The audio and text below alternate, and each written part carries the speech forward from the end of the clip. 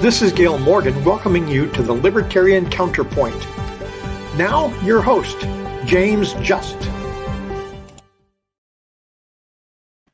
And thank you for joining me today. With me is Richard Fields in the middle, John Cameron down on the other end. And gentlemen, what the heck was that? John, what are you doing over there? We'll blame you. It's not a sound that come from my, no. We're going to blame you for it anyway, John, just because. Well, if you're going to blame me, then. Well, that's pretty much what the prosecutor in Philadelphia and mayor have said to the people of Philadelphia. We talk about the politics of misinformation these days, but we have this story out of Philadelphia that the mayor and the prosecutor are essentially denying that there's this ongoing surge of violence and criminality going through the city. I think there's now a new record, 521 people, I think, was of murders, just murders in Philadelphia. And yet, like so many other politicians, we've talked about politicians who are denying the inflation. We now have politicians denying crime, the increase in crime. We saw AOC do it before. There was no smash and grabs. And now we have prosecutors who are claiming that there's no increase in violence in their cities. And it's become absurd. What do you think about that, Richard? Wow, I'm all over the place today. Well, it's interesting. There's for a long time there was I think a conservative or quasi-conservative guy that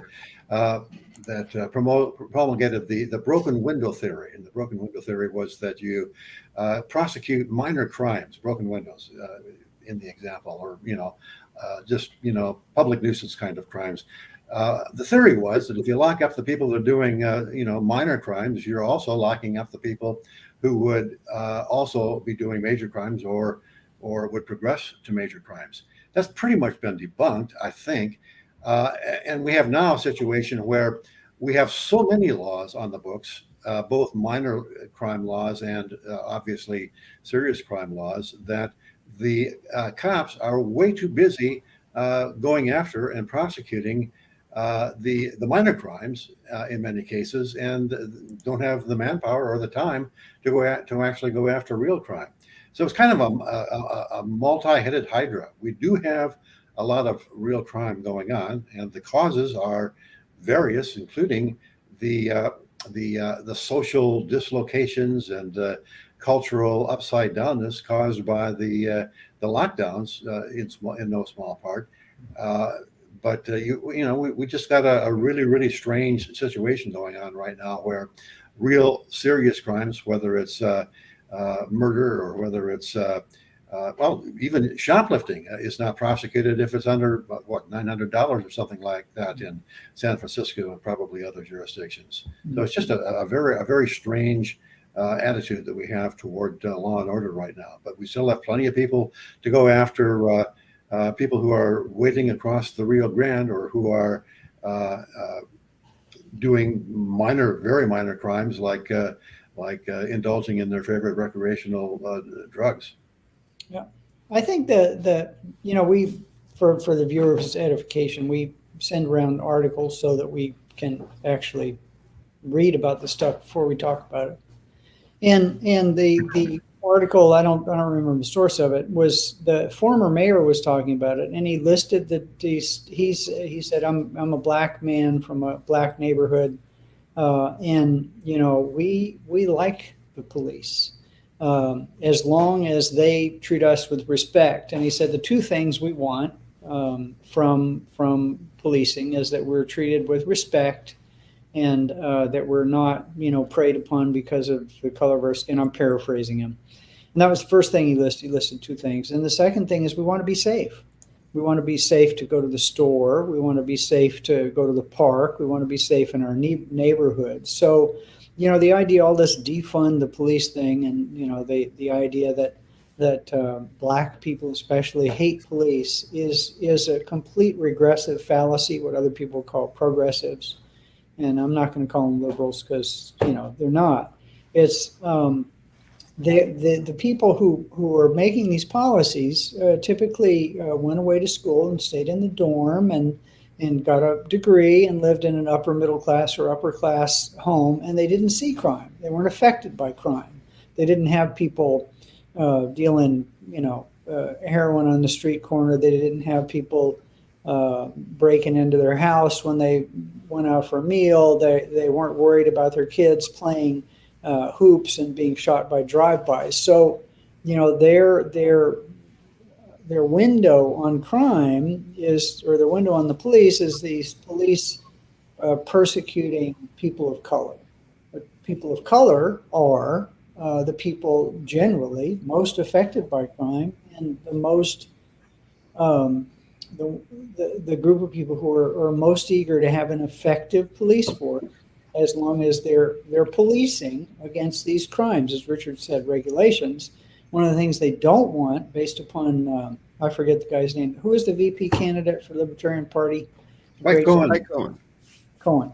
Cohen said when they went door to door prior to the election talking about what people wanted, they thought that they were going to hear a lot of this disband the police and defund the police, and what they said was no, we want the police to fight crime because we have a lot of violence, we have murders, we have muggings, we have break-ins, we have burglaries, we have shoplifting, and we can't live our lives if we're in fear of those. But what they're doing is prosecuting us trying to build our side hustle into a big business. Richard said, all these regulations that are keeping the black man down. I mean, they can't afford to go put themselves through contractor school or get licensed to be a mechanic. They can't, arrange bank financing to lease a building, so they have to start their operation in their house.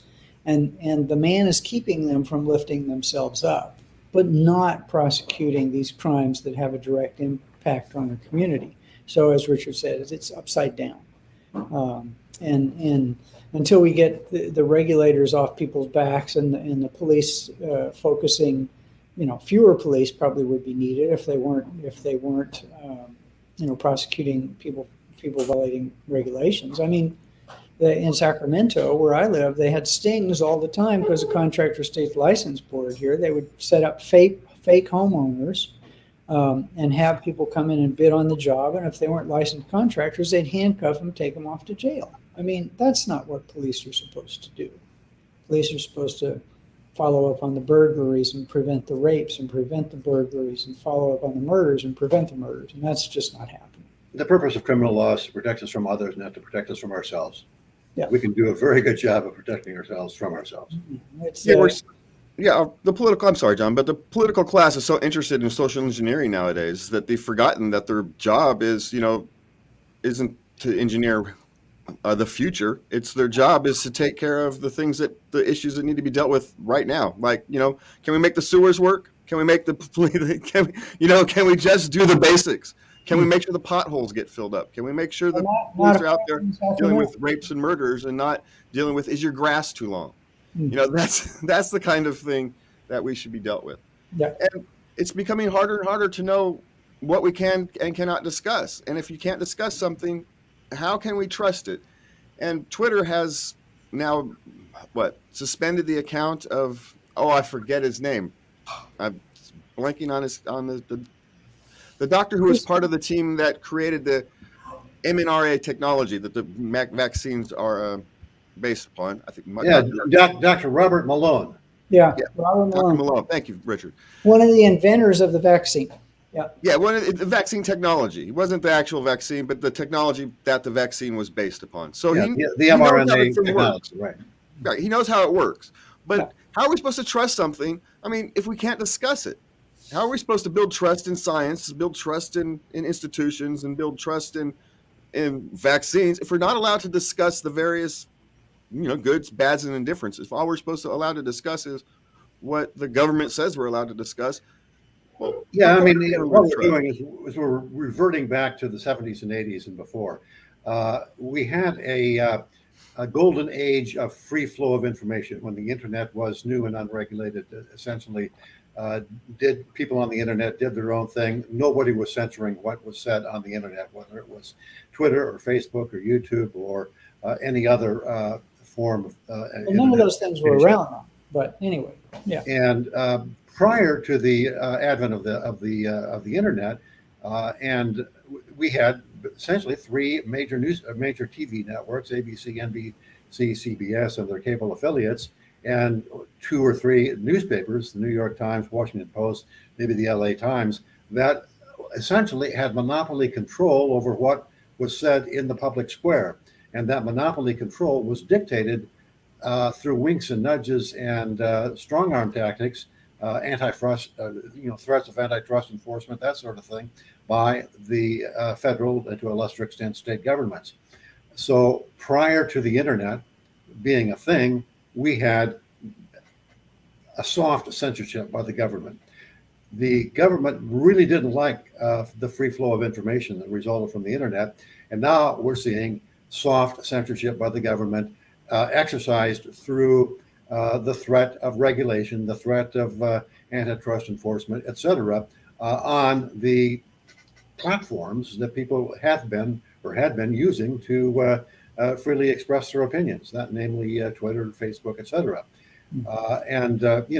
It's a sad situation where the government is able to shut down platforms simply through the threat of regulation. Now, there are a few platforms that are fighting back. There's Substack and some others that are allowing people like Glenn Greenwald, the guy that broke the Edward Snowden story, like others, like Edward Snowden himself, and the guy that used to write for Matt Taibbi, the guy that used to write for the Rolling Stone and broke a lot of financial stories back in the middle of the 2000s.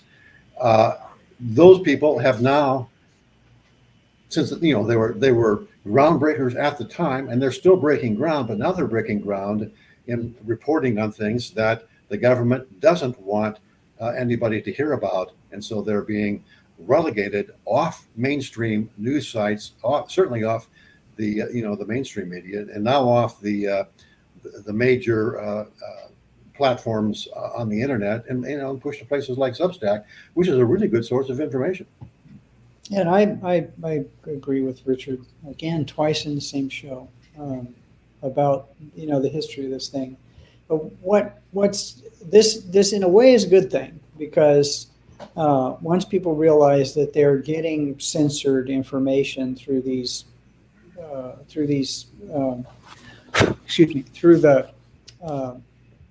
Twitter and other places like that. And Twitter, when they blocked this guy from Twitter, because he had like 500,000 followers, and he's a very well respected scientist. They didn't tell him why they were doing it. They just did it. And there's some people who are suing Twitter, stating that they're a messenger service like the Postal Service, so they have to publish anything and they can't censor it. I disagree with that. It's a private company, they can do whatever they want. But the nice thing is that when private companies do whatever they want, and it stops them doing the mission that people use them for, which is the exchange of information and ideas, once they start editing that information, just like Google is doing with its search terms, then things like DuckDuckGo pop up. The market will provide an alternative. I haven't investigated Substack, but now I'm going to. I used to do all my search on Google until it stopped sending me where I wanted to go, but where it wanted to go. Now I use DuckDuckGo.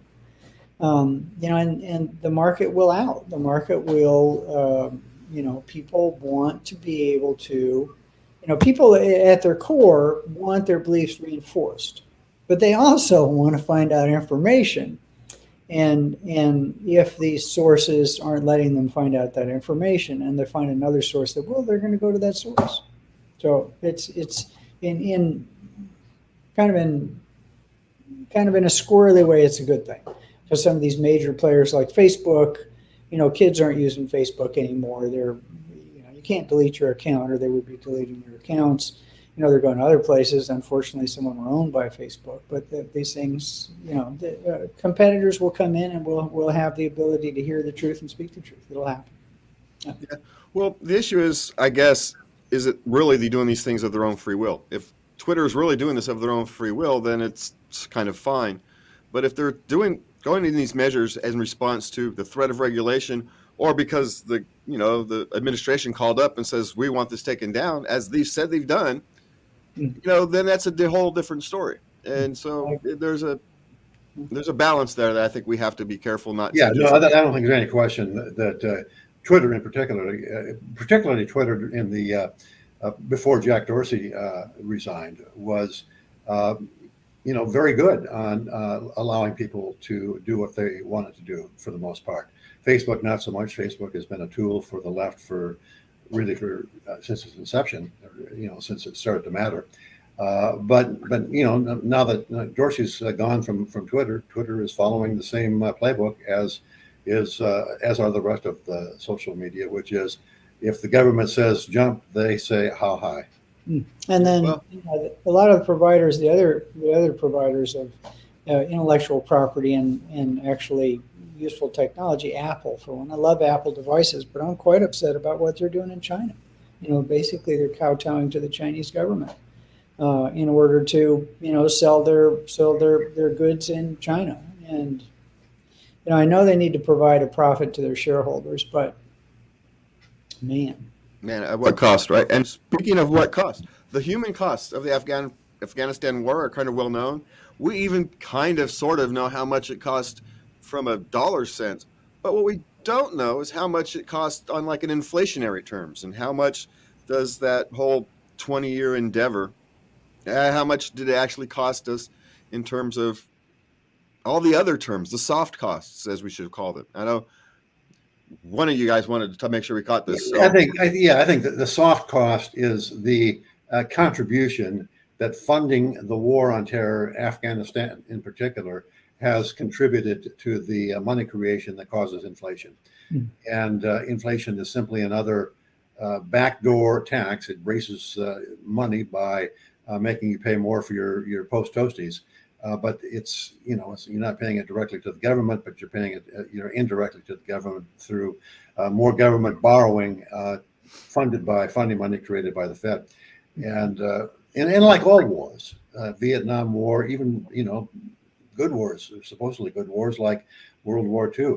The real cost is never known until you've made the last payment to the last veteran that served in that war for their healthcare and PTSD and so on and so forth. So the cost of Afghanistan will probably be a multiple of what's being reported now in terms of guns and bombs.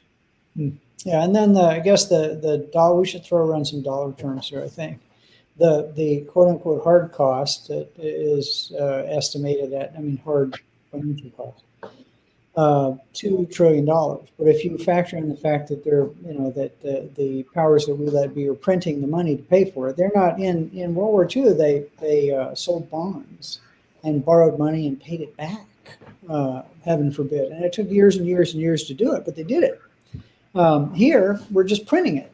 And that printing of that money causes inflation, as we all know.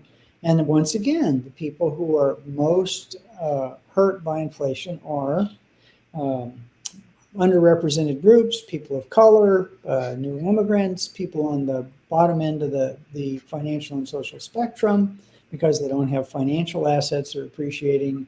They don't own gold, they don't own Bitcoin, they don't own real property. So when inflation hits, it hits them in the gas prices, it hits them in the cost of diapers and food and all the rest of that. And that's what makes it horrible. And then one of the costs that we don't talk about, but we've talked about a little bit, is just not that I want our government engaged in foreign, gunship diplomacy, they used to call it. But the fact that this, it's how poorly misrun the whole war was, and the idea that we were there to build a nation, and they let this lunatic general do that for years and thought it was a great idea, and then he left, and they said, well, let's just leave. And it was bad. So there's lots of costs with this thing, and hopefully these costs will keep us from doing this kind of foolishness. I hope. Yeah. Sorry, I just had the fire engines just come screaming down my street.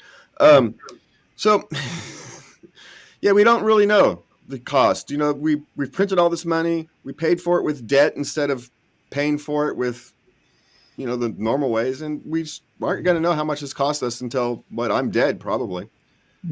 I'm 52 years old. I'll probably be 80 before we really figure out how much all this cost on both a human and my financial terms, because we still don't know the human cost. I mean, we think we do, but we really don't.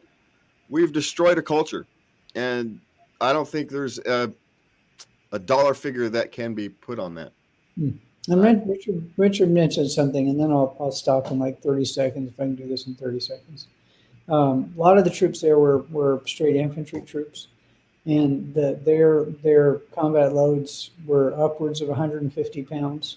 If you count what they carried on their back and their weapons and their ammunition and their body armor and all the rest of that stuff.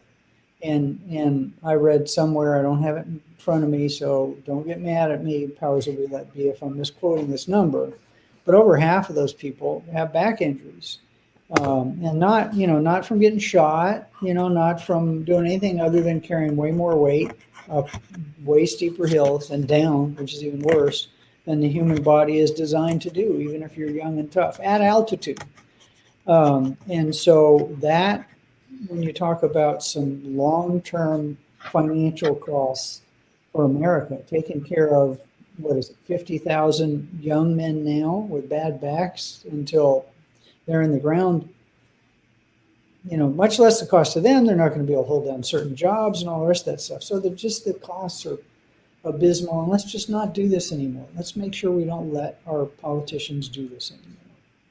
Good luck with that, with the war clouds gathering in Ukraine, China, Taiwan, elsewhere.